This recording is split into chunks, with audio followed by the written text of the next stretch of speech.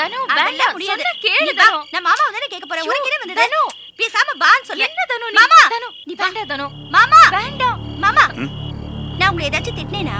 ஏன் கேக்குற? கேக்குற கேள்விக்கு மட்டும் பதில் சொல்லுங்க.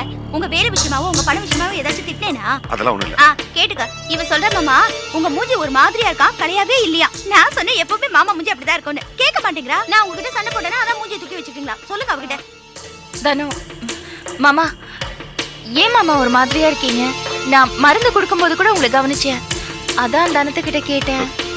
தனம் எதுவும் சொல்லல சார். இல்ல அப்புறம் ஏன் மாமா இப்படி இருக்கீங்க? ஏதாவது பிரச்சனையா? என்கிட்ட சொல்லக்கூடாத மாதிரி ஏதாவது பிரச்சனையா? சொல்லுங்க மாமா. சொல்லுங்க மாமா. நான் என்ன மூணாவது மனுஷியா? ஒண்ணும் இல்ல.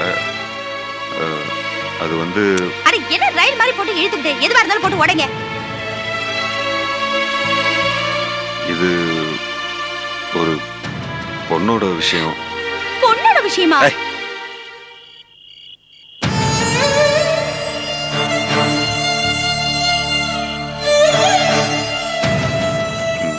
ஒரு பொண்ணு ஒருத்தன் கூட பைக்ல போறத பார்த்தேன். எந்த பொண்ணு? தெரிஞ்ச பொண்ணுதான். ரொம்ப நல்ல குடும்பம். அத அவங்க கிட்ட எப்படி சொல்றதுன்னு தான் குழப்பமா இருக்கு. ஐயோ ஏன் மாமா, நம்ம வீட்லயே 1008 பிரச்சனை இருக்கு. இதுல அடுத்தவங்க வீட்டு பிரச்சனை நமக்கு எதுக்கு? இப்படிதான் சரோ வெட்டி வேலை வீண் பம்பு இதெல்லாம் தலையில தூக்கி போட்டு வச்சுப்பாரு. மாமா நம்ம வீட்டு சங்கதியை நாரடிச்சிட்டு இருக்கு, அடுத்தவங்க வீட்டு சங்கதி நமக்கு எதுக்கு? மனசுல பெரிய இதே நினைப்பு. தனு மாமா வேற தெரிஞ்சவங்க வீட்டு பொண்ணுன்னு சொல்றாங்க. ஏன் மாமா ரொம்ப வேண்டியவங்க வீட்டு பொண்ணா? ஆமா சார், ரொம்ப தெரிஞ்ச பொண்ணு. உனக்கு ஏதாவது யோசனை தோணுதா? தெரிஞ்சதுக்கு அப்புறம் நமக்கு என்னன்னு சும்மா இருக்க கூடாது மாமா. பாவம் ஒரு பொண்ணோட வாழ்க்கை பிரச்சனை. நீங்க சம்பந்தப்பட்டவங்க கிட்ட பேசிடுங்க மாமா.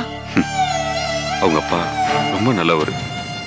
பாவம் இத அவர்கிட்ட சொன்னா தாங்கி வரான்னு எனக்கு தெரியல. ஆனா சொல்லாம இருக்கதும் சரின்னு படல. மாமா இந்த காலத்துல ஒரு பொண்ணு ஒரு பையனோட பைக்ல போறது ரொம்ப சாதாரணமான விஷயம். ஆனா இத நீங்க பெருசா எடுத்துக்கிட்டு குழப்பிக்கிறதுலயும் ஒரு நியாயம் இருக்கு. இதுல எந்த தப்பும் இல்லைன்னா? நீ சொல்ற மாதிரியும் யோசிச்சு பார்த்த. அந்த பொண்ணு அவங்க கூட பைக்ல போகையில பட்டு சேலை கட்டியிருந்தா. ஆனா பஸ் விட்டு இறங்கையில பாவாடை தாவணி கட்டியிருந்தா. அதான் ஒரே குழப்பம் ஆயிடுச்சு. இது பாருடி சரோ, பொண்டாட்டி எத்தனை சேலை வச்சிருக்கானே தெரியாது, ஆனா ஊர்ல போற சேலையை நோட்டு விட்டுட்டு இருக்காரு. என்ன மாமா இளம ஊஞ்சல் ஆடுதாக்கும்? நான் எவ்வளவு சீரியஸா பேசிட்டு இருக்கேன், விளையாடிட்டு இருக்கேன். என்ன தானோ இது? மாமா எவ்வளவு முக்கியமா பேசிட்டு இருக்காங்க, நீ ஏன் இப்படி விளையாடுற? எப்போ எதை பேசணும்னு உனக்கு தெரியாதா?